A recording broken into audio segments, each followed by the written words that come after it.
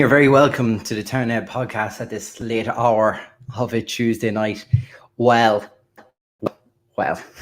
who thought that result would come gone backwards from some fine liquor to just the tins of harp tonight?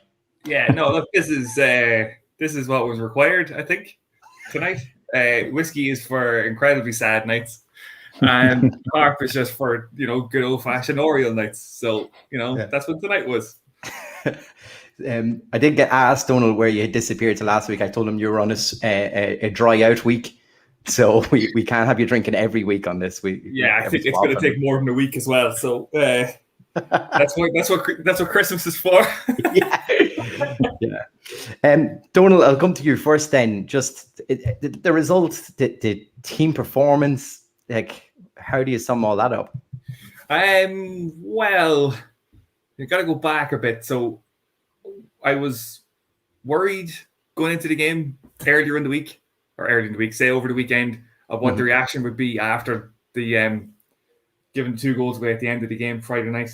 And then I was worried when there was talk of COVID outbreak in the squad. And then I was worried in the stand watching, before the game started. Because of COVID, or just everything. I was getting the whiskey shakes. I had 15 minutes into the game, got even more worried because was it 15 minutes we were losing? I can't even remember. 5 minutes. It was that long ago. 5, yeah. So there was just worry and worry and worry and worry and worry. And then all of a sudden, the lads just put in a performance. They worked incredibly hard. Like each and every person on the pitch worked incredibly hard. And it paid off. They got a really good goal before halftime. The penalty, to be honest, I can't even really remember what happened for the penalty. I know it was Ben Amar brought down. It was a stonewall. Yeah, we're okay with that. Yeah, and then a free kick that I'll probably watch another 500 times tonight. So look, it's just like you put it on Twitter earlier on. I kind of forget how to do this. I kind of forget what it's like to have a match where we've won, because it feels like it's been so long. But no, it just it just felt good. We should just enjoy it. Exactly. I think Jane was worried about your worry levels there at one stage. Niall, I'll come to you before we start picking apart the game, but just like your overall thoughts on the performance time. Yeah, I'd echo a lot of what Donald's just said there, and for a season that's kind of been riddled with, cataclysmic failures. It was definitely, a nice treat especially with the majority of supporters returning to Oriel Park tonight as well. I thought it was a nice element to it too, and the atmosphere. I think the fans definitely made a difference. There's no question about that, and there was actually a lot more supporters there than I was probably expecting. I think that made a huge difference. And echo what Donald says. I think that obviously you're thinking 4 or 5 minutes into the game, and Sean Boyd, who was our tormentor in Ballybuffet 4 days ago, pops up with a third goal against us. I think somebody beside me was talking about the minutes, because he scored 2 in the last 5 minutes. In the first game, and then in total. So 3. So if you're going to count the 2 games, it was a 10-minute hat trick. But he obviously went off, and he must not have been fully fit, because it would have been absolutely insanity to bring him off, because I don't think Dundalk were able to deal with him throughout both games. But we got a sort of an unorthodox sort of goal on 39 minutes. I think it was a Hoban sort of an acrobatic assist, and it all came from a Duffy throw-in, and Murray just comes in and slots home. The penalty, I have to say, I didn't get a good view I didn't get a good view of it from where I was, but then I saw it back on the monitor, and Webster definitely sticks his leg out, and Ben Amar, it's a stonewall penalty every day of the week. If you're not getting that, then I don't know, but with some of the refereeing decisions we've seen this year, you just don't know sometimes, and nothing's really a given, unfortunately. So Hoban, and in fairness, I think I do want to give Patrick Hoban a special mention tonight. I think maybe he hasn't been as consistent over the last 2 years as we'd like, but I think tonight was the Patrick Hoban that we all know and that we all want to see. Really put his neck in the line, and I do feel that the supporters, helped Hoban and other players do that. And he took the penalty. His success rate's quite good when it comes to penalties. Rarely in doubt. Doherty guessed correctly, but it was the same as the first game. I think it was never really in doubt. And then the third goal, Michael Duffy. I think everybody, including myself, and even though I'm not supposed to, I think everybody was kind of off their seats for the third goal. It was just, it was a worldie, I think is what you call that. And Doherty, experienced League of Ireland goalkeeper, had virtually no chance. And speaking of experienced League of Ireland goalkeeper, I just seen one of the comments there referencing Peter Cherry. And actually, it's funny that because I did ask Vinnie Pert after the game. Just Gavin Moran's comment there. Sorry, I did ask Vinnie Pert after the game. With 10 league matches remaining, Cherry looked very assured tonight, and he looked very confident, and he showed all of his experience. Distribution might have been a bit better, maybe, but when we're comparing that to what we've had, I think apples and oranges. Yeah, very much so. And I think, he commanded his box. He done the simple things right tonight, which hasn't been a given this season with Dundalk.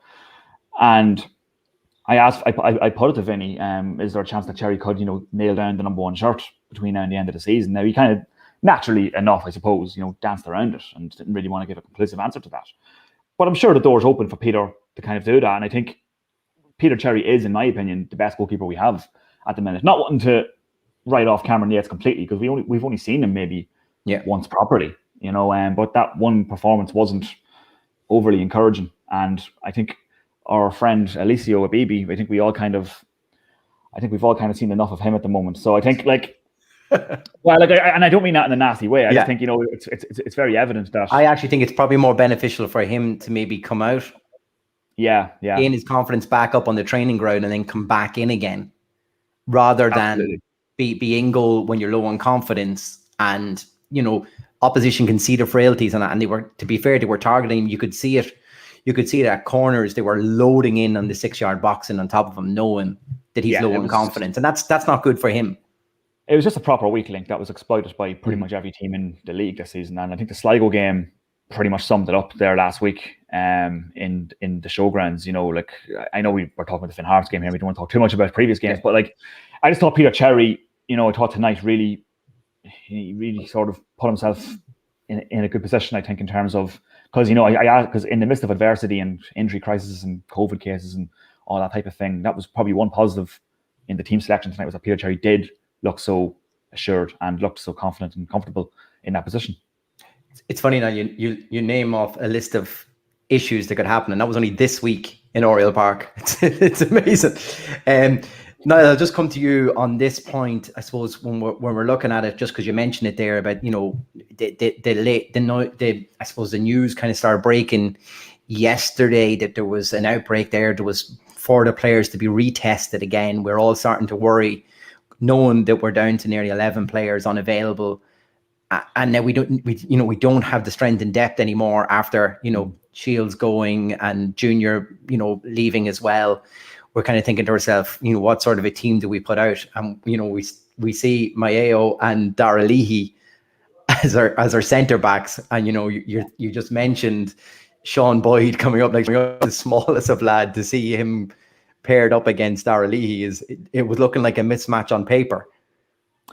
Yeah, and obviously that was a concern, and I thought I'd like to give Mayowa a mention as well, because I think he looked nervous at times, but he is only a boy, and I think in fairness to him, he grew into the game in the second half, and he certainly looked a lot more confident in the second half. And whatever happened, I don't know, but he certainly came into himself in the second period, I felt, and I thought he actually, in fairness of what I've seen of Mayowa, I think he looks a decent player.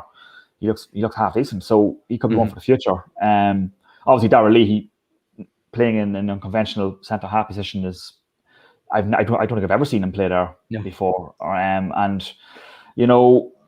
Naturally, it was a bit of a struggle coming up against the likes of Boyd and Owolabi as well. I thought, probably pretty much wreaked havoc up front. They played 2 up top, and the 2 boys were just kind of wreaking havoc. And to be honest, I'd say Ollie Horgan would probably be slightly disappointed that they didn't maybe test us a bit more in that regard. I thought it was maybe that, and I think that happened earlier in the season. It might have been the Shamrock Rovers game. I actually think I was on that night. where there was such a depleted squad that maybe there was a more of a togetherness maybe within the group, because they knew they had to pull through and they knew they had to dig deep, because we literally were down to the bare bones. We had nothing but youngsters on the bench. Now, that being said, some of the youngsters are probably better than some of the players that we've played with most of the season. Yeah. Do you know what I mean? In fairness. So I'm not denigrating the younger players. I think a lot of them have actually done really well. Yeah. And Mayowa was a good example of that tonight. And they are players again. And at the end of the day, there's places up for grabs. There's 10 league matches. There's a cup semi-final now, possible cup final. It's a chance for some of these young lads to sort of, nail their colours to the mast a wee bit and try and sort of, nail down a spot in the 11.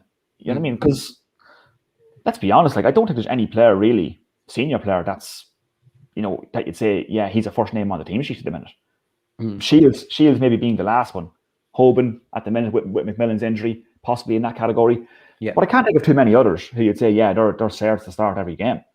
I think there is places for grabs for them young players, and even some of the squad players who might come back. I think it was always a criticism before, of all our success, that we never really tapped into local talent like this. So, you say it's maybe it's just because of the situation, like you said, we're put into, but it's a strange one when you look at Mark Hanratty. I think Enda Douglas came off the bench as well today. So it's a lot of, these are minutes that if we had a fully fledged team, that the boys wouldn't be anywhere near it. And you think how well Mayo has settled into this team. I think was it Gally last week or the week before says he's got the look of a Carlton Palmer about him, and he definitely has. In the second half of extra time, he coolly kind of collected the ball and brought it out with him, and you kind of look and going, I didn't see this happening from a young player like that. When you think how he was kind of getting battered a little in the first half, you could see him. He didn't, some of his clearances just didn't quite. Maybe cleanly hit the ball to clear it out, but as the game grew on, his confidence grew all of a sudden. He was carrying the ball out, and you didn't think a 17-year-old would be doing that. No, and that's what I mean. 17 years of age, it's, you know what I mean. I don't even want to contemplate what I was doing at 17, but I certainly wasn't doing the things he was doing. And that's what I was saying. He obviously was naturally, given his age, probably would have been nervous at the beginning. But I thought he really, like you said, Chris, he really, really grew into it and grew in confidence. And, that was definitely possibly a coming of age for him tonight, that he really can, especially with the problems we've had at the back as well, considering, do you know what I mean? I think it could turn out to be a very, very, very big night for that young man tonight. And I think, he definitely did himself no harm whatsoever. Yeah. And Donald, just to bring you back into the game again, I suppose you touched on it yourself when you were remarking about the game, but 5 minutes in and we see nearly another worldie from Sean Boyd again. We're thinking this guy's come back to haunt us again. But not only that, the pass from Ryan Rainey into him was just sublime. Yeah, it couldn't be any more on the money. To split two defenders to give him a chance to get onto it was sublime. Yeah, it was an excellent ball and it was an excellent take.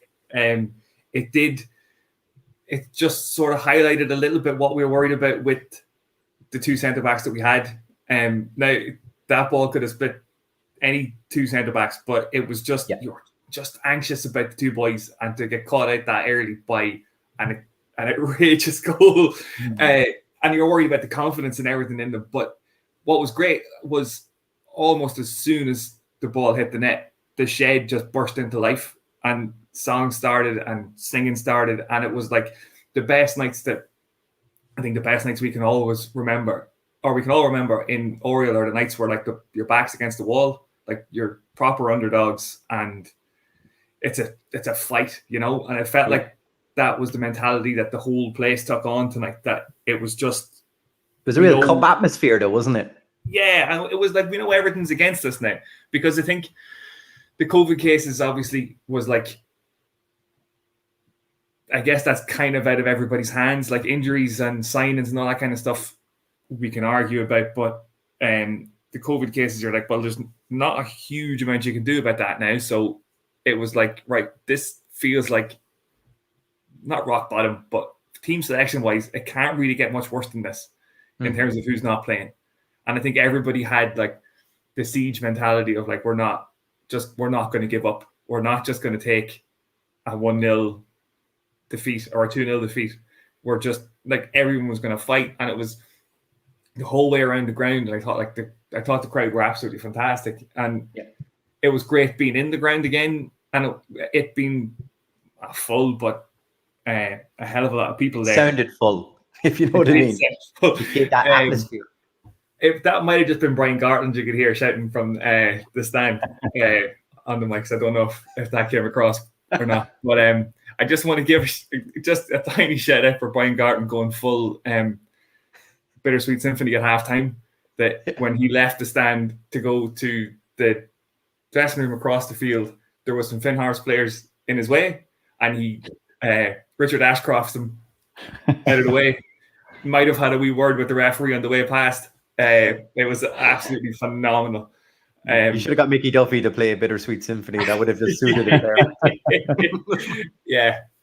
I think the referee was actually thinking about booking him for it as well, which was amazing, because he was looking at him going, right, but you're not in the match day squad. I don't think I can. Right, no, I just have to have a word with you. I can't actually give you a yellow card. But it was just one of the. It was a really good night. I think everybody in the ground deserved it, and we'll enjoy it. And obviously, minds will turn to Friday night. Even minds will go back to the meeting, because I know we're going to talk about that. And all of this. We actually have a couple of questions in there from Shane Cairn just asking about the meeting. So, myself and Niall were at it last night, so we will give our opinions after eventually. As I got you on, we're still 1-0 to Harps here, and you're already talking about Friday. Will you let me go through the match first? My bad. Just before Niall, I get back onto you about our equaliser. It really shows a sign of the times there, I suppose, when Damien comes in with Mayo actually for man of the match tonight. So it really says a lot. Yeah, you know, if you had said to me even when he originally signed his professional contract with the club, would we ever even have that this year? I would have said not a hope. You know, never mind later in the seasons if he settles into the club and how it goes. So that says a lot about his performance tonight and absolutely what people thought of it, I think, as well.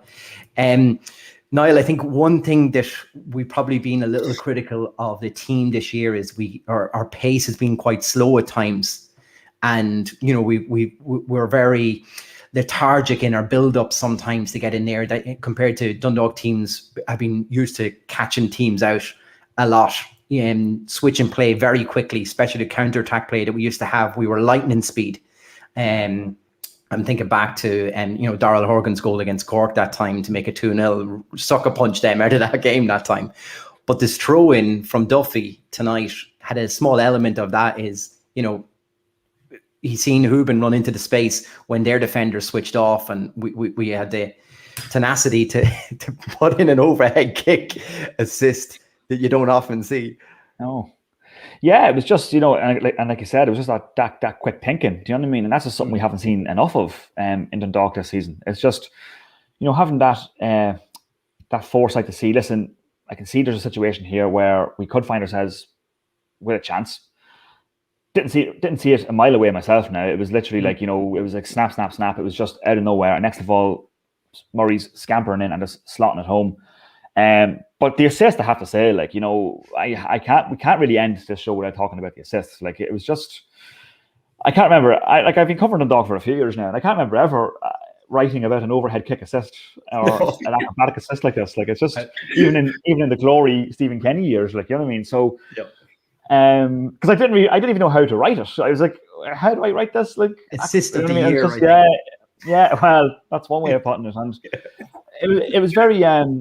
It was very typical of Patrick Hoban's performance tonight overall. I just thought like he really was like the Patrick Hoban of old tonight, and just rallied his team as well. And like, there was even one stage where like he was, I'm not sure which, it might have been Siddiqui, I'm open to correction, but he was proper, like there was a bit of afters with something, and you know, Hoban was just proper getting stuck in. There was a little bit from him all game between the two. There was a little niggle.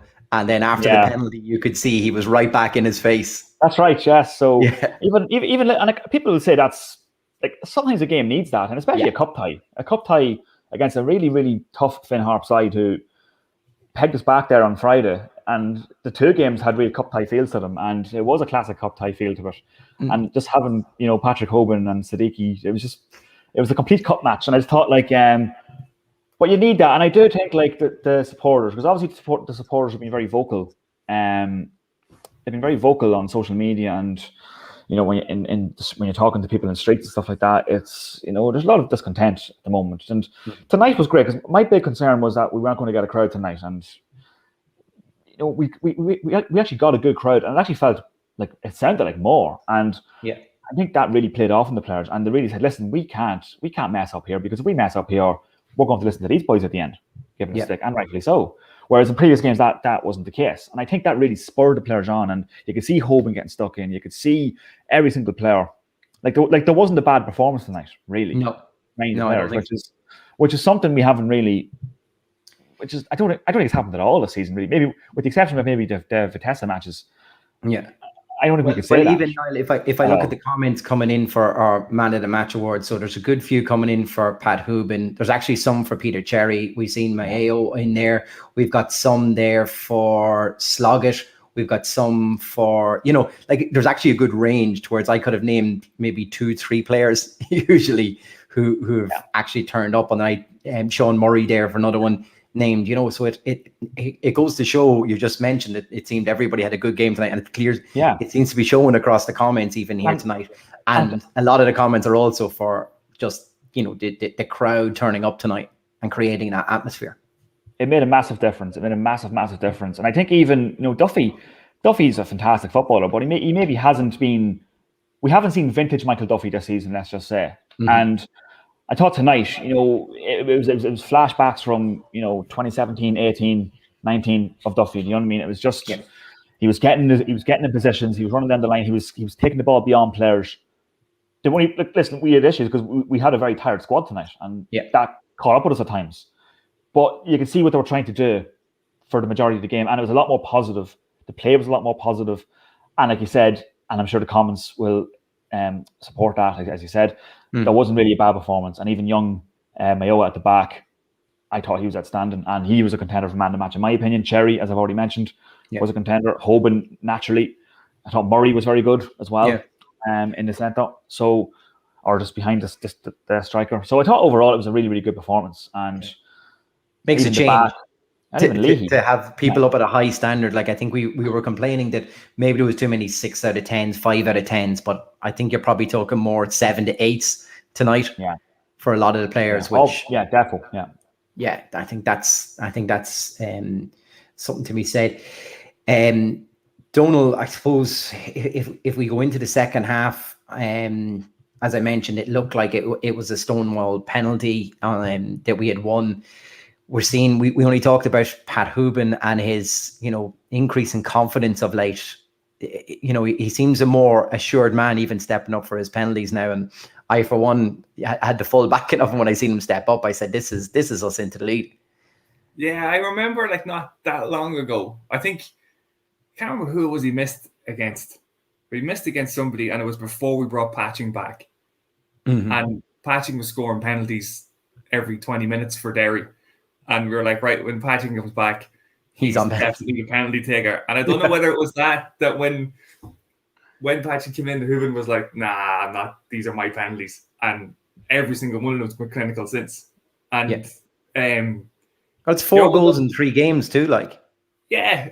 And like his form's been fantastic. It's not just like he's picking up a penalty and not doing anything else. Like he worked his bollocks off tonight. Like he really, really, really did. Cursing's back because I'm on. But I promise that's the only one. Or maybe I've already cursed. I don't know.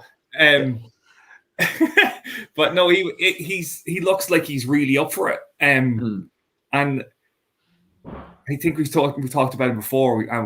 We've definitely talked about it before. But about the idea that like he can be a very frustrating player to watch because of his demeanor, because of his mannerisms, because of when things aren't going for him, you can really tell that he looks pissed off, and that then bounces back out to the crowd, and you're like, you look like you don't care, And I think, and like tonight, like Niall was saying, like that's like a vintage Pat Hoban performance. That it's everything that you want from him and everything that you'd expect from him. That he was hassling people. He was doing what Roy Keane said Harry Kane should do. He was like knocking defenders over and standing over them.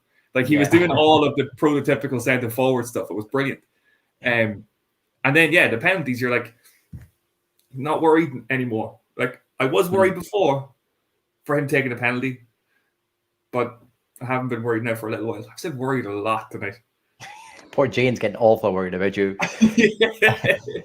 Niall, is it just something we're seeing with Pat? Just it's often said about confidence in strikers that's what they feed off. Suddenly he hits a vein of form. Suddenly, like I said, we're not worrying about him stepping up for a penalty. He's going to convert this. He's got that hunger back in him, and then he's also given the captain's armband tonight, and it seemed to really ignite him. Yeah, and that was another factor. Like he was the captain tonight in Andy Boyle's absence, of course, and. Yeah, I just think, and like Hoban, like there's absolutely no question. I don't think you could question Hoban's commitment to the cause. I don't think anyone ever really could. And Donald's point there was definitely worth listening to. Like sometimes his mannerisms can give off a certain aura where you're thinking, maybe he's throwing his arms in the air, or maybe he's not all that bothered. But Patrick Hoban comes in. Yeah. But like Patrick Hoban is our record league goal scorer, and we shouldn't really get past that either. Like, and he's been here, obviously he's well into his second spell now at the club, and he's always scored goals. And I still maintain, and I do maintain that Dave McMillan is perhaps a better all-round player, maybe in terms of all the other stuff, the external stuff that a striker doesn't always need. But in terms of putting the ball in the net, just sticking the ball in the net, we've probably never seen a better striker, well, in my lifetime anyway, at Dundalk. Like, and I think but yeah, strikers feed off confidence, and I really do think Ellen's mentioned there, captain's armband, the crowd behind him, he rose to the occasion, really. And I can't stress it enough, and I know I'm like a broken record now, but the crowd were fantastic tonight. Do you know what I mean? To the point where I wanted to be over in the shed, and I wanted to just close my laptop and say, what, I'm away, I'm done with this. Like, you know what I mean? Because fans are back, and we had so long with dead atmospheres and let's be honest, like crap football for the most part this season as well on Dundalk's end. And it was such a treat tonight, and it was an absolute privilege to be there. And it was really like a vintage old style Dundalk performance. It was just, we dug in deep, we did what we had to do. We weren't always pretty to watch, but we did what we had to do, and I just thought it was a very exciting night for people being there. And you could see, I was in the main stand, and even the people in there, you could just sense the excitement, and you could just sense people were just happy going home tonight, and that's something we just haven't had at Oriel Park in such a long time. And I thought Hoban played a massive role in that tonight. And two things on Pat. Now, I was just thinking I seen at times Webster and that were going in quite heavy on Ben Amar. And Hoban came to kind of step in each time, like I say, and don't mention it, getting into the defenders' faces and kind of yelling back down at them and nearly protecting his players like you'd like to see from a captain. He really showed that tonight. But I think it showed his confidence for the third goal that, he receives the ball back to goal, turns himself to face the right way, and instead of just passing the ball off, he actually wanted to bring it towards goal and ends up winning the free kick. For Duffy. So you wouldn't have seen that from Pat, I think 2 months ago. He looked a frustrated player. He wasn't getting the level of service he wanted. And one thing that Adrian Taft picked up on the commentary, every time we won a throw in, Pat actually stayed in the box. He never came short for a throw in to keep Webster away. To keep Siddiqui away every time. It was like, we need to spread this play a bit. And he played that so well tonight. So you add in all those extra little factors and things that he done tonight. It really says a lot about his performance overall. Yeah, it does. And I thought and that's actually a great point you made there about him, almost like coming to the aid of Ben Amar. That's the kind of thing we haven't seen all season from any of our players, really. Do you know what I mean? We haven't seen that togetherness. We haven't seen the players playing for each other, or the coach, or anybody, not even themselves in some cases. Yeah, and to see that tonight, it was so refreshing because we just don't it was just such a difference tonight, I thought. Yeah. And the only thing we want to see now is obviously and I don't want be too negative because it should be a positive night. But arguably the Sligo game on Friday is a bigger game. So you'd like to think with fans back in Oriel Park, hopefully, that you'll see a similar performance, that the players will actually, let's follow. Because we've seen a few false dawns this season. We've seen good performances this year in spits and spats. We've seen that. I think there was the draw of the game maybe earlier in the year. There was there was obviously the European matches, particularly the Vitesse. We've seen in spits and spats there has been good performances, and we're always thinking, oh great, Dundalk are back now. We're gonna push on and climb the table. And then the next week we lose. I think I came on here actually at the start of the season. We just beaten Shamrock Rovers in Oriel Park, and everything was positive. And then the following Monday we lost 5-0 or 5-1 to Bohemians. To Bohs, yeah. And the sad thing about that was I actually recall being on this show and nearly predicting that.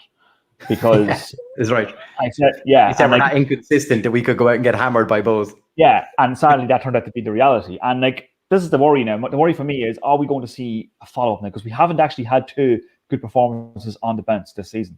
We've had some in spits and spats, but we haven't had them on the bench. And I think Friday is going to be a really telling game now. It could be the watershed moment we need for the season, or the game to save our season on Friday night, because that could be the difference now between us climbing the table or preparing for a relegation promotion playoff. So it's massive. It's massive. And a cup semi-final as well to look forward to. That could be the tonic that the team actually needs in the midst of fans coming back as well. And maybe there is some hope tonight. It's probably the word I'd use. Maybe there is a bit of hope that we do push on now. There's plenty of conversation on social media about turning points and stuff in the season. So let's hope it is. Donald, before we get to that turning point, a Duffy free kick. I said to you earlier on, I actually messaged James Rogers during it saying I couldn't remember when our last direct free kick that we scored. We believe it could be 2019 in Waterford. 3-0 victory, which would have had that absolute cracker from Jordan Flores that time as well, where he kind of teed himself up. So 2019 we scored a direct free kick. That's way too long. Yeah, those are Cristiano Ronaldo numbers, aren't they? That we may as well just not take a shot with the free kicks anymore. And it was such a brilliant strike. But my dad said to me, every time we got a free kick around the box, my dad said to me, Jesus, that's a massive wall. They had 4 or 5 6'7", 6'8" lads standing in the wall. How are you supposed to get Donegal lads for you? Yeah, monsters. How are you supposed to get that over the wall and back down again? And it was just the right distance out, and it was just an absolutely brilliant strike. And it was one of those things where it's right, we're 3-1 up with about 15 minutes to go. Nothing can go wrong from here, right? We haven't been in this situation before, have we? No, not against them in the last 48 hours. That's not ringing any bells. No. But no, it was just an absolutely brilliant strike. It was a pleasure to be there to see it. Yeah, and I'll just before I bring you in on the free kick, just to say, we actually had one of the lads from Allergic to Silverware, Finn Harps podcast, was due to be on tonight. Now he is flying out to Dubai, probably in the next few hours, so extra time kind of killed him tonight. But he literally messaged me saying 3-1 up. This is a perfect place for us now. It's funny that because. Yeah, it's funny that because I was thinking the exact same thing, and I actually remember saying to Barry Landy, who was just beside me in the press area, I said, "We aren't safe yet for 5 minutes to go because this is the exact same situation we had on Friday night, and that's probably been the problem with Dundalk throughout the season is even when we're 3-1 up with 5 minutes to go, we're not really there. Do you know what I mean? No. We're just not because as we found out sadly last Friday, anything's possible, and we're not really in a situation where we can see games out as well as we may be used to. Do you know what I mean? And but I just think we did, and we ultimately got there in the end. But it is probably an indictment that as the Dundalk supporters, we were kind of worried still until the final whistle blew. I wasn't counting my chickens until literally maybe the second minute of stoppage time there, where I'm okay, we're not going to concede 2 now. We might fumble one to the net, but we're not going to concede 2. So I just think that's just one of them things. And I think, at least there was some sort of, resolve tonight. And I think they showed a lot of resolve. they showed a lot of resolve tonight, and resolve that just hasn't been there. Well, I think when you see Mark Hanratty come off the bench and, outpace a lot of the Finn Harps players and then decide, hang on a second, there's about 5 minutes left, and head for the corner, I was like, oh my God, what if we're actually tactically running down the clock now? I didn't think we knew how to do this. Yeah. Simple things, simple things. You won, and he wins the throw in right at the corner flag. Like, it was perfect.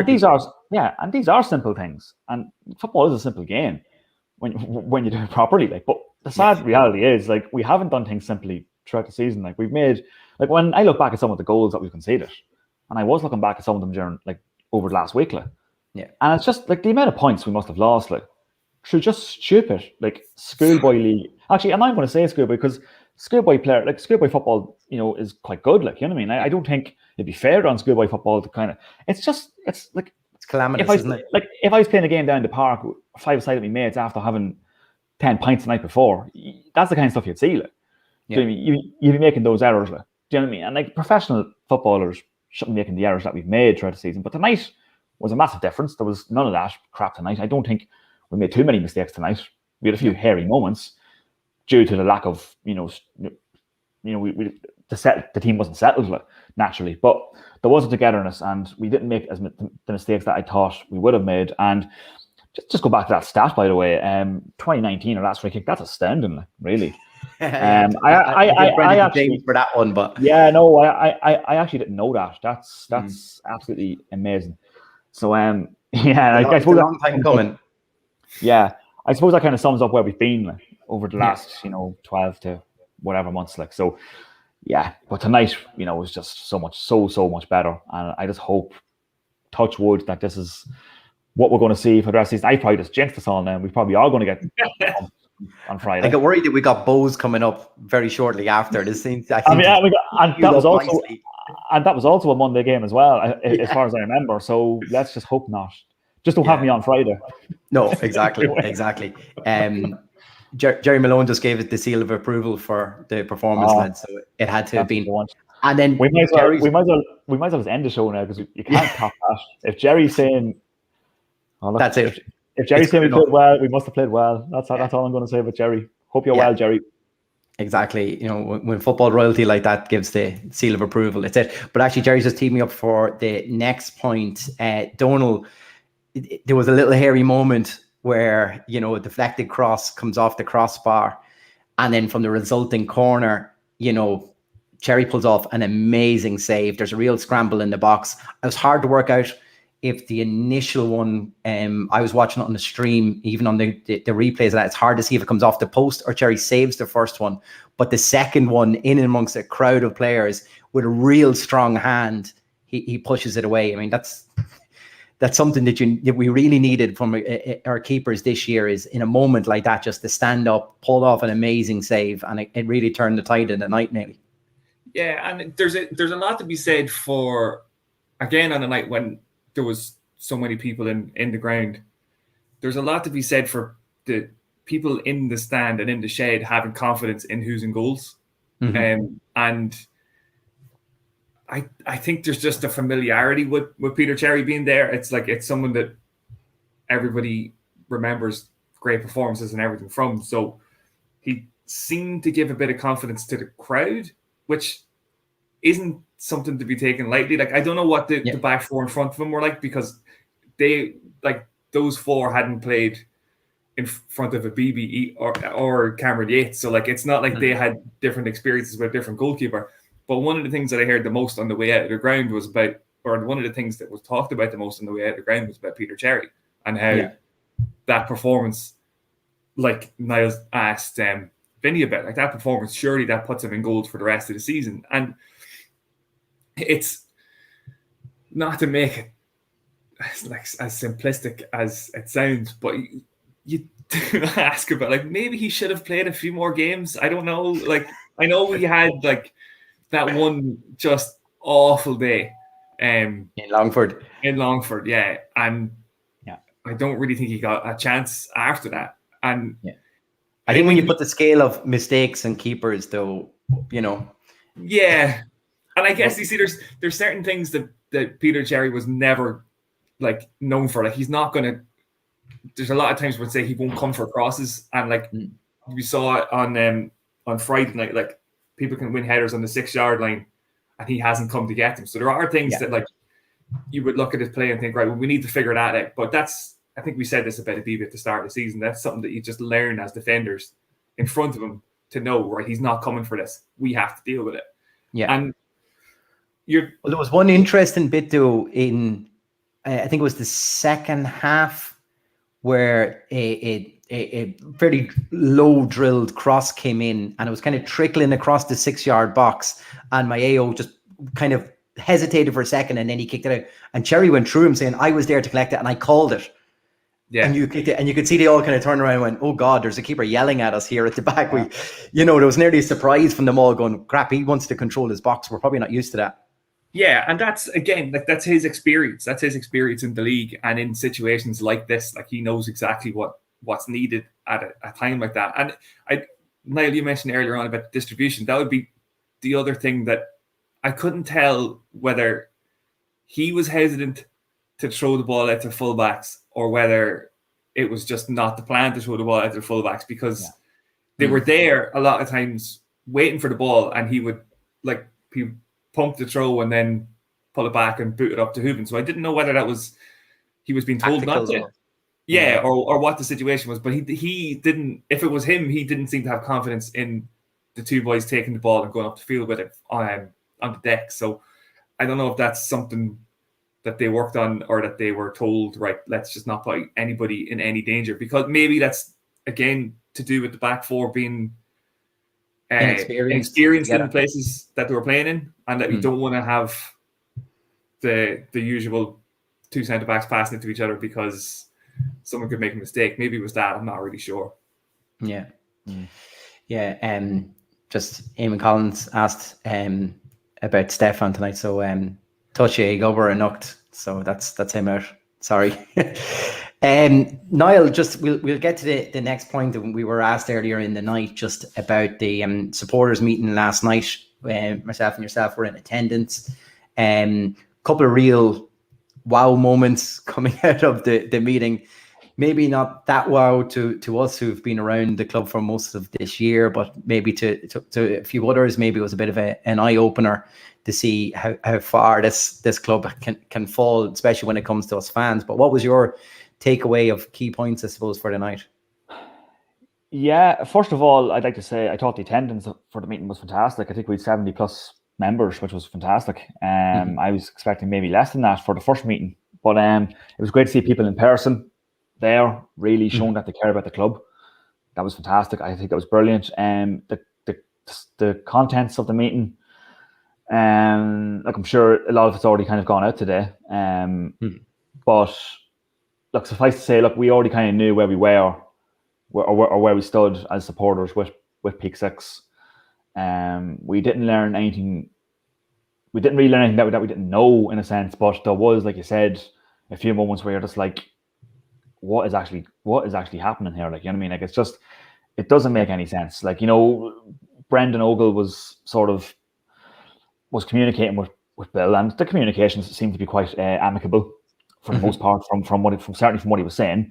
And that Bill had actually initially agreed to, there was a television screen behind Brendan and the rest of the people, the 1903.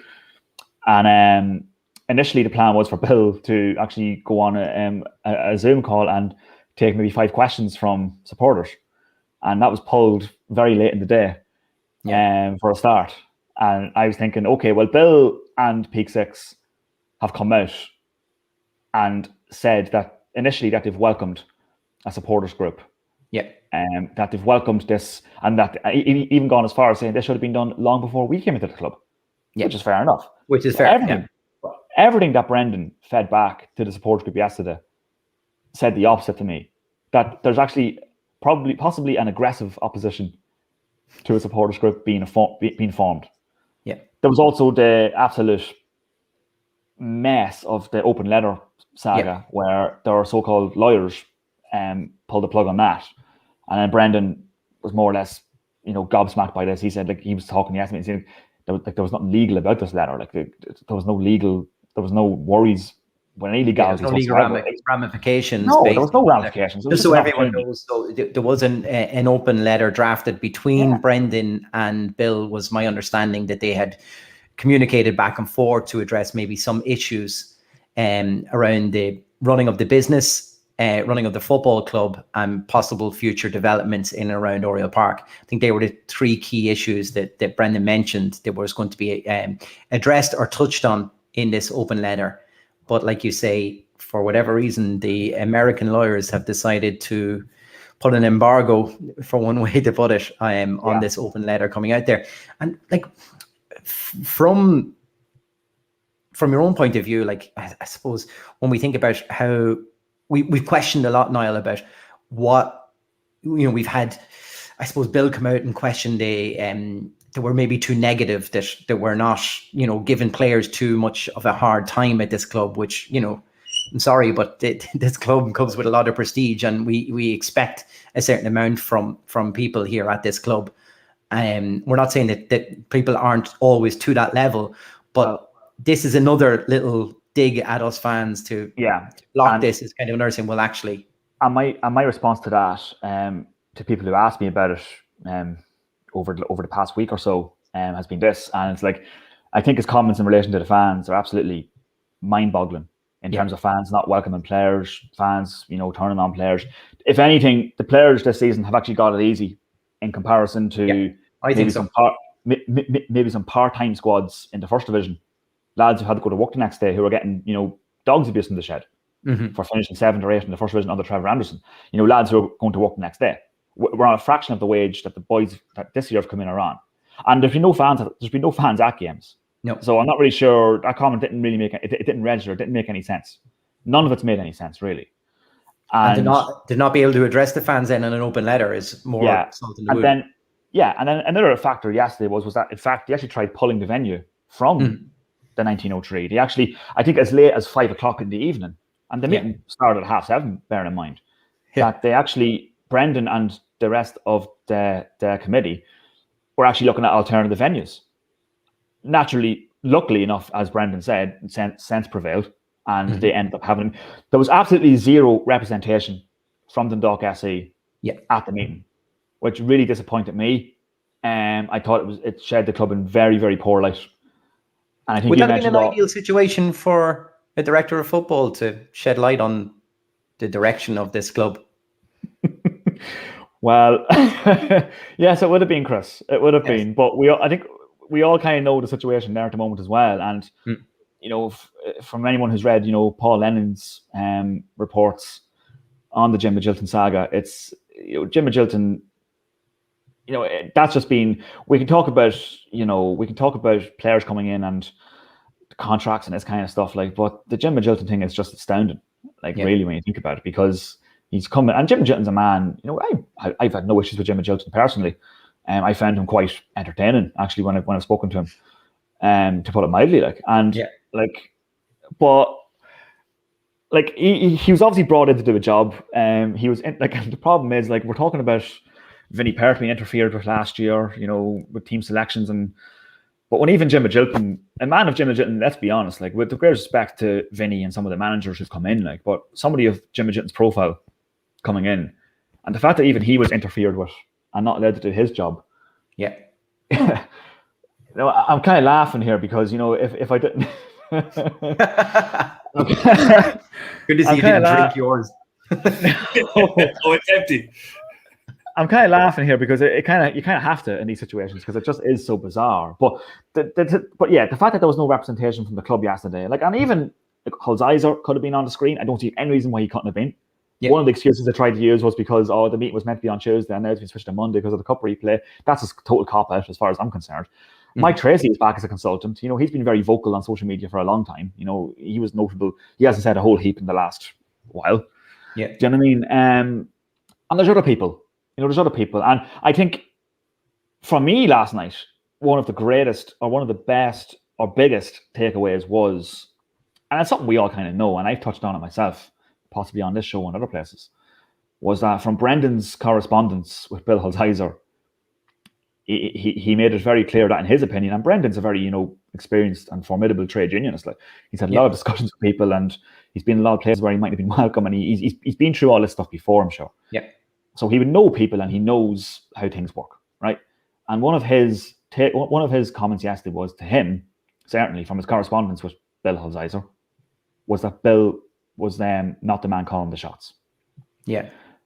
And that resonated with me. I touched on it. It's absolutely no secret to anyone. I'm not going to mention any names in this podcast, obviously, but it's absolutely no secret to anybody at Oriel Park that there's other people involved, for want of a better phrase, in the going-ons of the football club. And I think some Brendan's people who may or may not have any business. Two things seem clear. That Bill is the line of communication, but Bill is not the decision maker of the club. Yeah. Pretty damning. So make of that what you will. Yeah. Make of that what you will. Like, I'm not suggesting anything. I'm not insinuating anything. I'm just saying that, you know, I think people who have spoken to me in town, people who have spoken to, and they've all raised these concerns with me personally. Yeah. A lot of people are of the opinion that Bill, yes, is Bill to blame? Of course he is. He's absolutely accountable. But there's what I said in the past is that there's more than one person accountable for this. It's not, the buck doesn't stop at one man here. No. And yesterday only demonstrated that they have absolutely zero interest in me or you. They have absolutely zero interest in collaborating with a supporters group, and they've absolutely zero interest in taking any accountability for what's gone on in the last 18 months. Now, the problem with it is, yesterday, we all knew the Peak Six ownership was a disaster for the last while now. Yeah. Yesterday it just reaffirmed that. As far, unfortunately for us as supporters, as far as an ownership goes, it really hasn't gone 30 seconds without making a show of itself. No. And that's just the reality. Yeah. And it's just one thing after the other with it. And, you know, the people can say what they want. There's just no point, because that's why a supporters group is so important. I think people need to really get behind it, because, and it was very encouraging to see the people there yesterday really enthusiastic about this, really wanting to protect something that belongs to the people of this town now. Yeah. You know what I mean? That these people have come in and, let's be honest, I'm not saying deliberately, but the net result is they've decimated the place, like, really. Like, and like I said on the show a few weeks back, if a supporter of a rival club with a few quid to spare bought the club with intentions of running it into the ground, like, they probably couldn't have done it in half the time. Done it this way. You could have turned a whole fan base against you so quickly, could you? Yeah, and, like, to be honest with you, like, the problem is with it, lads, is, like, they haven't even given themselves the opportunity to defend themselves. Yes, well, last night was the perfect platform for it. It was a perfect opportunity. Get Bill on the screen, or somebody who's a representative of Peak Six, preferably, to talk and take questions and answers from supporters, and just show some bloody accountability for it, because nobody's done that. They haven't, like, they've issued the odd, like, I think Andrew on your show here, like, he referenced the letter that was issued a few weeks ago. Yeah. And he said something along the lines of, it looks like a 9-year-old wrote it. Yeah. And it did. It did. Poorly grammar, yeah. Like, it wasn't, even the grammar was all wrong. There was the punctuation was all wrong. It just looked like something that you wouldn't be fit to wipe yourself with, basically. You know what I mean? It was just. Yeah. But yesterday was just a very damning indictment of Peak Six, yet again, I should say. Everything that's been said, the last 2 weeks have been very bad for them from a publicity point of view. The interview, which took place in one of the local papers, nicely bypassed. Yeah, exactly. And Jesus Christ. And then obviously there was the let's be honest, and pardon my language, the absolute shit show of their lack of interest, let's just say, in the supporters club. A supporters club which Bill certainly has gone on record as saying he's behind and thinks it's great and it's all brilliant. But unfortunately, this has been a feature of Peak Six and Bill. It's like, everything's great and everything's grand and I'm all behind this, and then 2 days later they do something that absolutely contradicts that. 100%. There's no collaborative communication whatsoever, like, and they've shown absolutely zero interest in doing so. So it's now time for the supporters to really get behind the supporters club, and this is where we're really going to have to make ourselves known and make ourselves heard, and hopefully drive things forward, because it's very clear that the people in the States have absolutely no interest in driving this club forward anytime soon. So something needs to change. Donald, just to pick up some of the points there from Niall, like it's maybe it's a blessing in disguise that it opens up a lot of people's eyes about what this ownership actually feel about us fans, but also about mobilizing ourselves, like Niall said, and maybe galvanizing fans together to realize if we want to make improvements. In particular, I'm thinking, Niall, it was mentioned about Oriel Park and maybe future developments, but also I think things about inside the community, which we said that, you know, the current running of Dundalk Football Club has been completely neglected, this local community. But actively, this group could do a lot better than this club ever has, and really shame them into working with the local community. And that's maybe what we should be focusing on. Yeah, as soon as we started talking about this, I started worried about the curses, because Niall mentioned the interview with Bill and Bill's comments about the fans, and then you see what the fans are actually like in the ground during the game. Yeah. And it's like you have not been to a game of football in a long time. But no, like there's certain things that are like, there's a lot of negatives from this season, and there will be a lot of negatives when this is all said and done. But the biggest positive should be the supporters club. That should be the thing that the 2021 season is known for. And it should be a case of everybody who cares about the football club needs to get involved in this. And we've said this a bunch of times already, that it can't just be for something. It can't just be for the bad times. It can't just be for when things are in the shit. Yeah. And we're looking for someone to save us. It can't be that. It has to be like in good times and bad, that this supporters club has to exist. It has to function alongside the football club. And it has to be able to do things like Niall was mentioning before, about trying to get stuff done in the community and trying to get some like fundraising events going, all that kind of stuff that we could be doing and we should have been doing. I mean, when you think about like the during lockdown, when people weren't working and a lot of people had more free time, what we could have done around Oriel, like we could have mobilized and gone in and painted something, or just ourselves, just clean the place up because we care about the football club. And you know, it would be really, really hard for Peak Six or whoever to ignore the supporters club when that's what we're doing.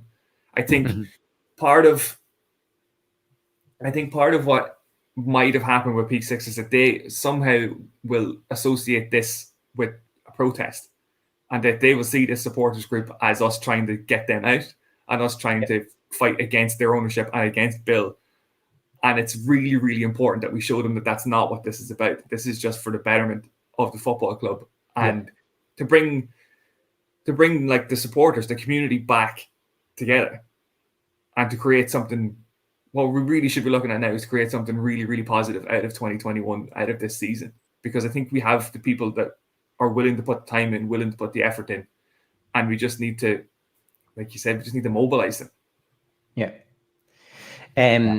Niall, just a comment in there from Frank Carlin, I was actually going to bring it up anyway, was, you know, when we knew there was no representation from, I suppose, the owners going to be there, the buck seemed to get passed down through representatives within the club, and it kind of fell then at Paddy Casey's door, which he decided to decline to turn up for whatever reasons he wanted.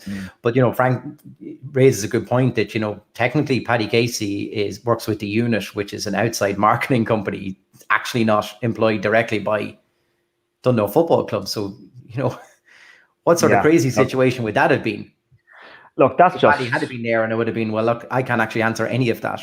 Yeah, like I don't know Paddy Casey personally. I know he's a local businessman, and Frank's comment there is definitely worth listening to. It's that was another thing at the meeting last night. Is like nobody in Peak Six or the ownership wants to take any accountability. So what we're going to do is we're going to push Paddy Casey in front of the fans, and we've seen this on the letter before, where they name dropped Paddy and then Ailish as well. Yeah, you're kind of like, oh my God, Kelly you're pushing people out in front of the bus.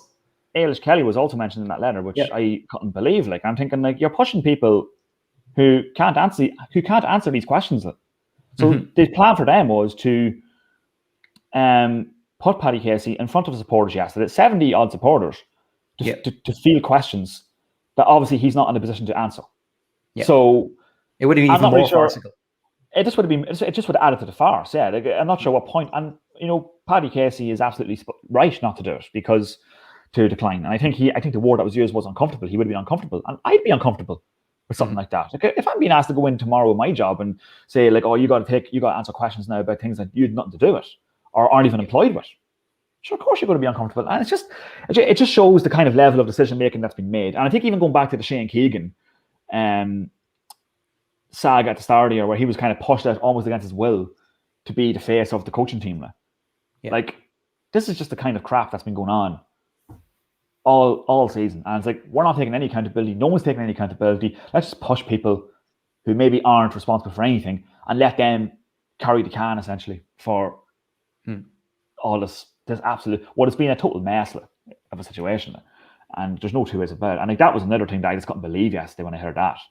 And like, I don't know Paddy Casey at all, but I understand he is a local businessman who has, I understand he's a marketing consultant with the club, but is not actually an employee of the Dundalk FC, as far as I know.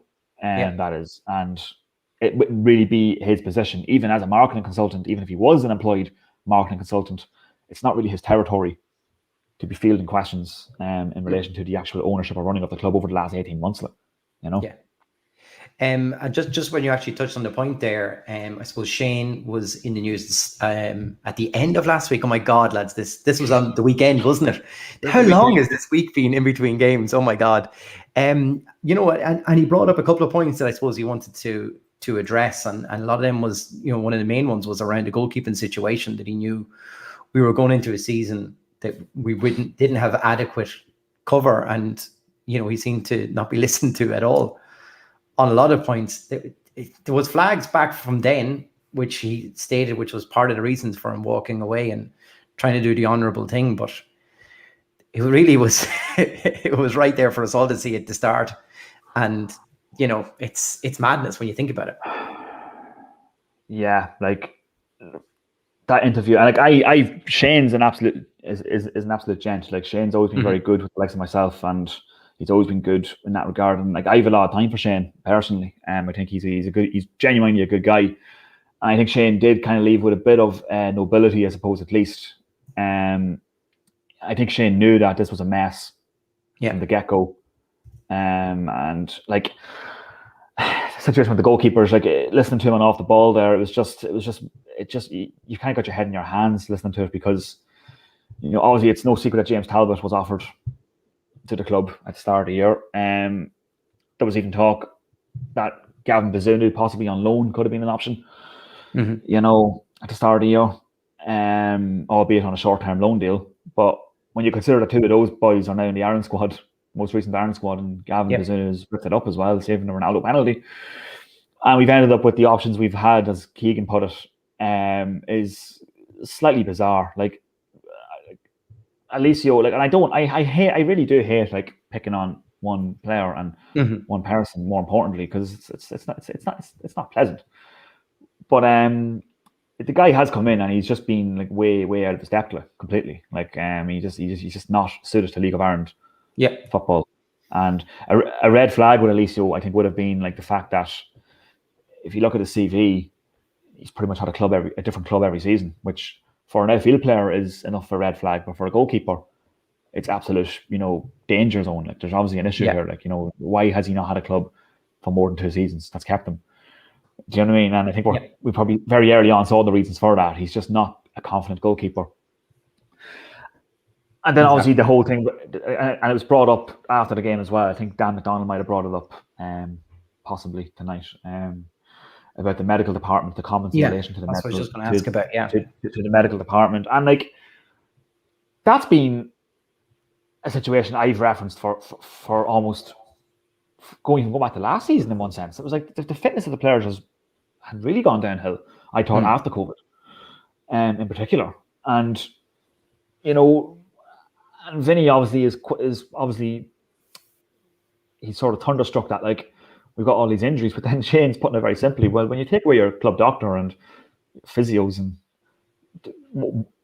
basically decimate what was... Well, a lot of background staff was all gone. And yeah, you even look at his assistant manager role at the moment, it's still a position that's unfilled. Like it's like sometimes it's like Vinny trying to do this job with his hands tied behind his back. Like this is the thing. Like Vinny said, I think 1 week into the job, it's like second time around, which is only it seems like 10 years ago now, but it's actually in reality only 2 months ago. Like. God. He said, like, and this is like when Liam Burns was still in it. Liam Burns, who was the community officer, by the way. Yeah. I'm going to get back to that in a minute. But I think, look, Liam Burns was in there as a temporary measure until they got somebody to help Vinny out. And Vinny said himself, he's on record himself as saying to us in one of the press, I need help.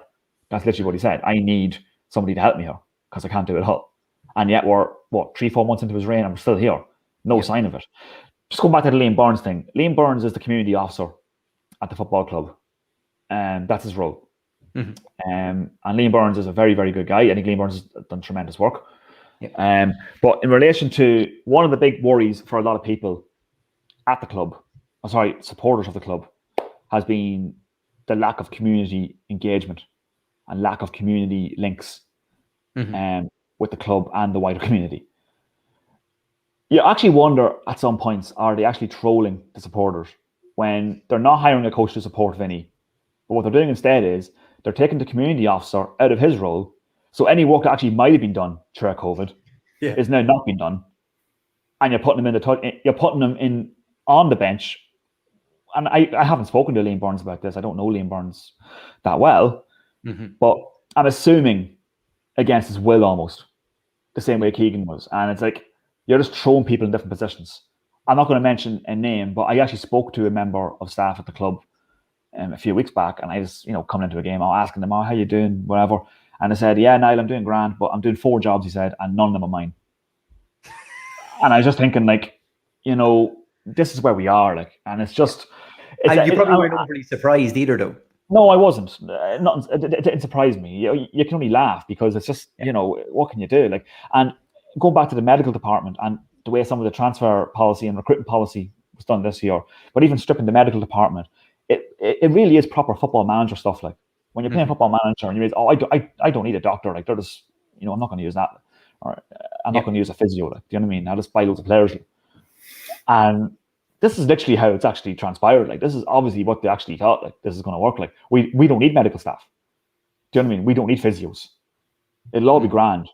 And we're sitting here with an injury list the length of my arm. Like, do you know what I mean? Yeah. And I think people are posting up a starting 11 based on injured or unavailable players tonight, and it was a hell of a squad. Yeah.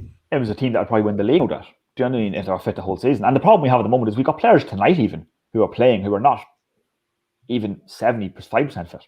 Do you know what I mean? Let alone 100. Like I don't think Sean Murray is fully there. Darrell Lee, he certainly isn't fully there. No. And that's a concern. And like obviously Vinny's hands are tied. Like what can he do? And obviously the COVID outbreak at the club this week hasn't really helped matters. But like I just see a comment from Jerry Malone there. Sorry, like there hasn't been like an award night since 2014, and he's right. Yeah, and that actually is absolutely spot on, and that's something that hopefully the sports club can reintroduce because and even under the Andy Connolly, Paul Brown ownership, that was something that just kind of died off. Like we had even in the glory years of the Stephen Kenny, we actually never had a Player of the Year ceremony. Nobody was ever recognised for their efforts. The players never got an opportunity to mingle with supporters at the end of the season, really. So, yeah, that's a very good point from Jerry. And I think, but like, that's where I think with all the community stuff that we just spoke about, I think that's where the supporters club maybe needs to step in and just do. People can't stay to do their own job. If Liam Burns is essentially not being allowed to do his job, which is basically what's happened. Like, this isn't Liam Burns' choice. Like, he's not being allowed to do his job. Like. His job is community officer.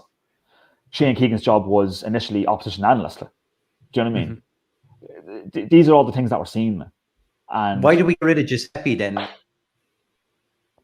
Giuseppe stayed on as a coach. At least it was another helping hand. Surely we should have held on to him. I'm actually not overly sure what the situation with Giuseppe was. I'm not sure if Giuseppe voluntarily left the club or possibly might have. I don't think Giuseppe was pushed out. I think he might have voluntarily just said, this has gone on too long now, and it's just enough's enough, basically. Tempo di Andrade, is that what it is in Italian? I don't know. I think so, yeah. I think so. Conjugate the verb. Conjugate the verb. But no, I don't know. And in fairness, I haven't spoken to Giuseppe. And Giuseppe and Filippo, in fairness to the two boys, have been very responsive to everything I've asked them, in fairness. And they're also two gents. For all the criticism that might come their way, like, they are behind it all. There is people involved here who are nice people and just want to get on with things. And I don't think it's fair that someone like Liam Burns, for example, has been pushed in that role. I'm sure Liam Burns initially probably thought, like, yeah, okay, temporarily, this is okay. I've got it. I was a good footballer in my day. He had under 19 responsibilities as well. Yeah, remember? He did. Yeah, that's what I'm saying. And even going back, like Stephen McDonnell, and with Jim Magilton, like, there was this whole rigmarole of the academy being brought in at the start of the year. And we're thinking this, and even I'm thinking this is brilliant. This is fantastic. There's going to be a bit of structure now with our youth setup. And then Stephen McDonnell spending a good chunk of the season sitting there as Jim Magilton's number 2. Meaning that the youth academy side of things isn't being done. Yeah. And like, it's just like, you don't really know what's going on, really. Like, as I said, I was talking to somebody just last week about this, and I said, like, listen, the stuff we know. But I say if we knew the half of it, we probably wouldn't go to bed at night. Yeah, I think you're right. To be honest. I think you're right. And that's just my instinct, to be honest. Yeah. And Donald, the other point that Shane brought up, and then it was addressed in the interview, was the contract situation. Shane flagged that you shouldn't have a whole clear out of a squad nearly at the start of a season and try to reassemble everything, trying to cover in positions where you just let players go due to inadequate contracts or short-term thinking. And and then the letter, the interview comes out last week. We kind of touched on it last week. I mean, it's calamitous at this stage, isn't it? Yeah, and it's one of those things where, like, if Bill isn't actually making decisions, what I started to think about then was, has he just made all this up in an interview and he's thinking that this is what is actually going on behind the scenes? Because what made me feel better, the one thing that made me feel better about the whole contract situation, is the way Bill laid it out. It made it seem like this was a plan, that it didn't just fall asleep at the wheel. Like, they were making these decisions consciously, that they were consciously saying, right, you're over a certain age, 1 year and an option. That's what you're getting. I kind of assumed that this was incompetence, that they just didn't know what they were doing. But when Bill says it's part of a plan, I'm like, okay, right, it's a horrendous, hideous, horrible plan.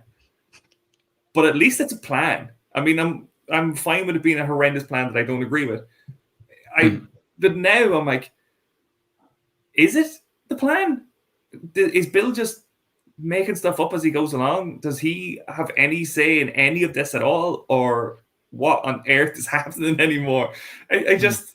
But that also goes back to Brendan Ogle's comments then, that it seems that Bill is the face of communication, but he's not actually the decision maker. So he's coming out saying, by the way, this is what we're doing. What's the thinking behind it? Yeah. And it would explain the non-joined up thinking behind what he said, of saying, like, if somebody's 19, I'll give you a 3-year contract. If you're over 27, you're getting a year. But we're not going to let legends leave our club, and we shouldn't let legends leave our club, when, like, none of these things add up to make any sense. No. And, like, does he know what he's talking about? He doesn't. Yeah. Does he know? Yeah, but he doesn't know the ramifications of what he's stating. Is he reading this off a sheet, being like, these are the bullet points, get these points across because this is what we're trying to do, and he's just scuffed them up somehow and went off on a mad tangent at the end of one of them and started saying things he wasn't supposed to say. Yeah. Niall, it's fine saying we'll sign up 19-year-olds on long-term contracts if we're UCD. But this is, yeah, I know. And you're tied in with your college education, but we're not. And this is the other thing, and it kind of relates to what Donald's just kind of mentioned there about Bill, is because obviously I actually agree with Brendan. Like, I don't think Bill is making all the shots here. I just don't think that's realistic. Do you know what I mean? Like, but like, I think, like, what I'm starting to think is, like, in relation to the interview, in the Argus. I think that what? Where? And but I think you made a point there, Donald. Like, does he know what he's actually talking about? Is he just regurgitating stuff that he thinks is right? Could the interview be the reason why he was pulled from the Zoom yesterday? Is there a reason why they don't want Bill Hulsizer talking to supporters or talking to? Well, then you can't have him as chairman then. Yeah, exactly. So is there? That's what I'm thinking. But I'm starting to think my thoughts going home last night were, is this a thing now where they're sitting there and making the decision at boardroom level? Look, we cannot have this man talking to the general public about anything. Because, let's be honest. I would be in defense of my own father if I thought the people were going to be attacking him. I would feel the exact same way. But therefore, I would not put him into the firing line of a scenario like this. Exactly. And the point is, and that was something that Brendan mentioned. From Brendan's correspondence, Bill is fully aware that he's not popular. He's fully aware of this, that he's not a popular man in Dundalk. But is there a reason behind the fact that they do not want him talking to the general public because of what he might waffle on about, what he might say? Because let's be honest, everything he said is just utter nonsense. Yeah, it's just it's total nonsense. Do you know what I mean? Let's just get it right, because that's all it is. I read the interview, and actually, I'm not being smart. I struggled to finish it, because I think Andrew had some choice words for it. It's a bit of ramblings, isn't it? It's incoherent. It's quite rambly. I think incoherent is a good word for it, because that's pretty much what it was. It was just incoherent. James obviously done the interview, and as somebody who does a similar job to James, I can only imagine transcribing it on paper, because to me, I'd just be like, I'm not printing this. I can't. I'd be getting a headache even just typing up what he's saying, because believe you me, that's a tedious bloody side of this job. So. Yeah. Do you know what I mean? At the best times. And if I was typing up, and I don't know how long James was on the phone to Bill for, but I can only imagine what was cut from the actual final newspaper article, if that's the stuff that was put in. It's mind-boggling. It's absolutely mind-boggling. Well, look, before we go rambling on any further, lads, about the club and everything, this is meant to be an optimistic night, lads. What have you done to me? It's nearly 1 o'clock and we're still rambling.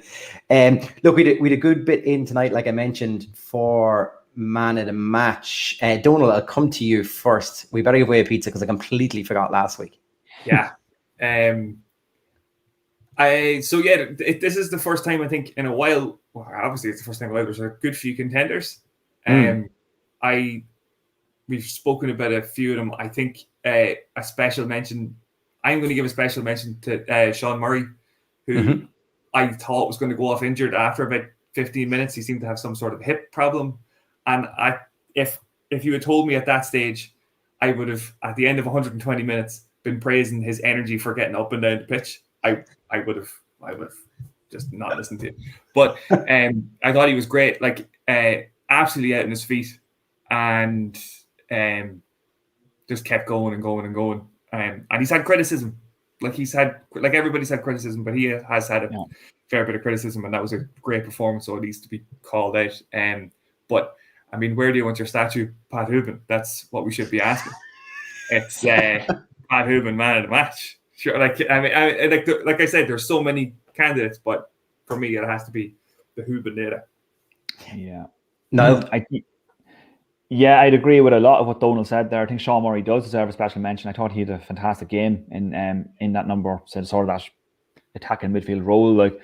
Mayowa, for me, has to get a special mention. Thought he was absolutely superb. Obviously, it was nervy at the beginning, as I've mentioned, but thought for a young boy of 17, just really, really grew into it, and he was nearly playing like bloody Franz Beckenbauer towards the end of the game. It was just. It was fantastic. It was fantastic to see, and it's just amazing. Confidence is an amazing thing, in life, not just in football. But Peter Cherry gets a special mention from me. I thought, just a good bit from him tonight. To be fair, I think as somebody just like the two lads, like the two of you, who's watched absolutely catastrophic goalkeeping all season, to see a goalkeeper actually doing the simple things was a nice treat. Yeah.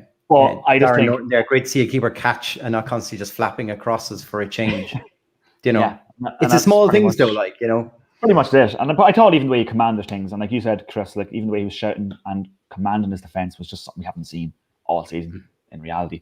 But I have to agree with Donald. I think, Patrick Hoban, it was just the complete performance. Had everything. It was like an old-fashioned, it was like Steve Bull in the old FA Cups. You know what I mean? It was just everything about it. Like, I just thought it was a proper cup-high performance. And I just think it has to be man to man. I'd love to give it to Mayowa personally, but I just think Patrick Hoban, and any other night I'd be giving this to Mayowa. I'm just going to put that out now. But I think Patrick Hoban was just absolutely, he was out of this world tonight. And even the penalty, it was a great penalty because Gerard Doherty done well. Like, he guessed right. And Gerard Doherty is a bloody good goalkeeper. And that's how you know it's a good penalty. When you're getting it right and the goalie's a full stretch and it's still going in there. And I just think he was on fire tonight. And he was taking no nonsense from Harps defence, either from Siddiqui or Webster.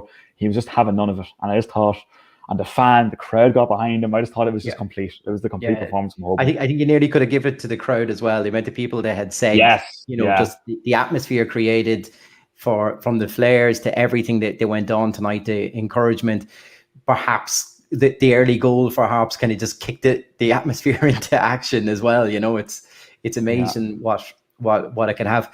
Do you know, I'm nearly lads, I'm nearly tempted to give this to Damien McGurk for just having the audacity to say it Mayo for man of the match on that. Yeah. Because like I said, you wouldn't have thought that when he first signed that he would be anywhere near to put in a performance like that. So for the ballsy alone for putting them, I'm actually going to give the pizza to Damien McGurk tonight, if that's all right, for nominating and putting them out there. But look, it could have gone to, like I say, about any players or anything like this. And I know I'm not giving it to someone who's picked Hoban for his performance. He would be my man of the match as well. But like I said, we're talking about special mentions there, and that's someone who could have had a rocky night with two big, strikers, physical, all over him tonight. And I just thought he showed a lot of maturity in his performance tonight. And I also like the Carlton Palmer reference, lads. That's stuck with me now. Every time I see him play, I think of Carlton Palmer now. So that's you got Carlton Palmer and Steve Bull in this podcast. Quickly, Kevin. This is going to be like the we're going to go to a 90s football podcast next. It's going to be amazing. What was your you had a reference for Man City last week? What was it? Oh, that was Alan Ball. That was old proper. These tangents go way off sometimes now. Yeah. Oh geez, I heard that one last week. It was brilliant. I better not say it to Vinny though. No, definitely not. Just before we wrapped it, Niall, just a couple of people had asked if you'd heard anything about any possible new contracts for anything up there, or is all quiet, I suppose, on that still at the moment. Yeah, to see Tieran's question there. Yeah, Vinny was asked this a few weeks ago, interestingly, and he was adamant that players will be kept on that are currently in the squad. He didn't really say who those players were going to be. I don't really know what to make of that. He's referenced that the likes of Ben Amar is a sign for the future. He said that maybe insinuates that he could be here next season. Personally, I've heard nothing. I'm not going to pretend I know what's going on there, because I don't. All I know is that Vinny has claimed, at least, that it's not going to be a total clear out the way maybe we're kind of imagining it could be. But the simple answer to that is I don't think anybody really knows what the situation is at the minute. And I don't think there's been any movement on contracts as such. Maybe there's been some initial negotiations with some players, but I doubt they've gone any further than that at the minute. And I think, to be honest, like the way the club's been run at the minute, I think the priority probably would be just to kind of get through the next 10 games. My suspicion is that a lot of the players might be already talking to other clubs. Like, there's all sorts of rumours floating about. Some are true, some maybe are wide of the mark. But my suspicion is some of the players are talking to other clubs. That's naturally going to come with the territory of the instability we have. But unfortunately, I wouldn't have any updates on that at the moment. Would it be? I suppose, would you expect that maybe some of the imports that we brought in this year, you would think that they may return to European football elsewhere?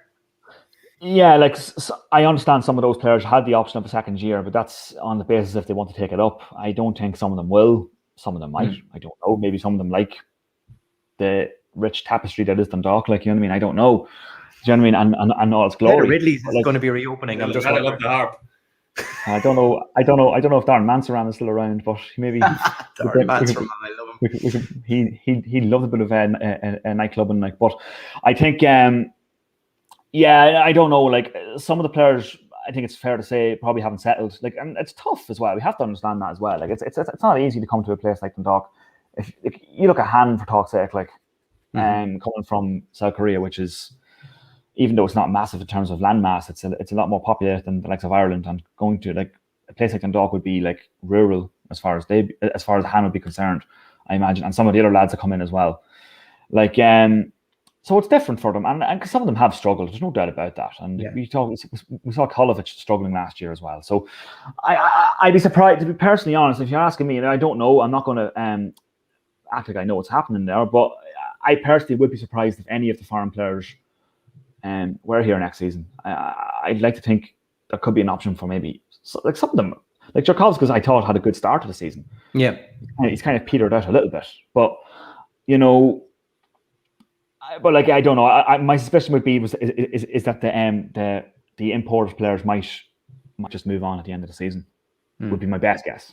But I think it is as a guess at the minute.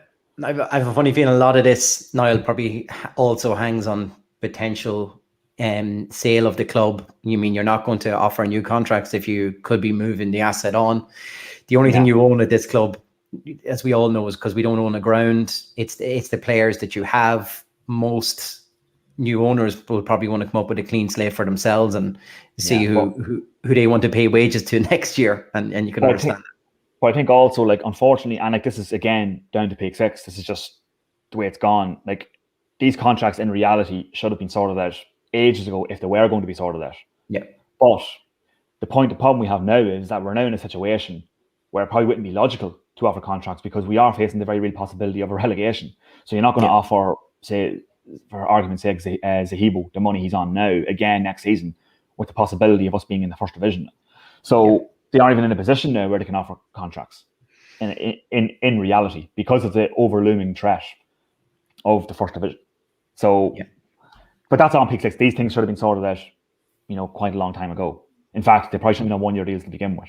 Certainly the established players. That is. Yeah.